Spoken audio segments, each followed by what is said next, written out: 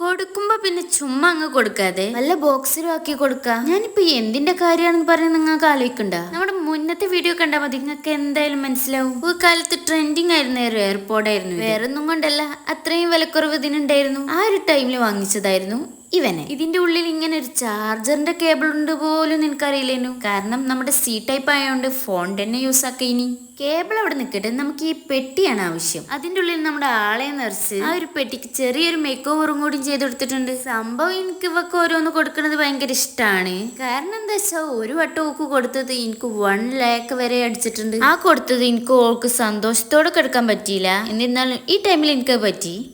ഞാൻ ആ പെട്ടി കൊടുത്തപ്പോൾ ഓള് കരുതി ഈ പെട്ടിയാണ് ഓക്ക് ഗിഫ്റ്റ് കൊടുത്തതെന്നാണ്. ഈ കഥയിലൊരു ട്വിസ്റ്റ് എന്താന്ന് വെച്ചാല്, ഈ ഗിഫ്റ്റ് കിട്ടിയ ഓക്ക് വലിയ സന്തോഷം എനിക്ക് തോന്നിയില്ലെങ്കിലും ഇത് കണ്ടു നിന്ന ഒരുത്തനാണ് ഭയങ്കരമായിട്ട് സന്തോഷം കിട്ടിയത്. അത് കണ്ടാണ് എനിക്ക് ഭയങ്കര സന്തോഷമായത്, സമാധാനമായത്.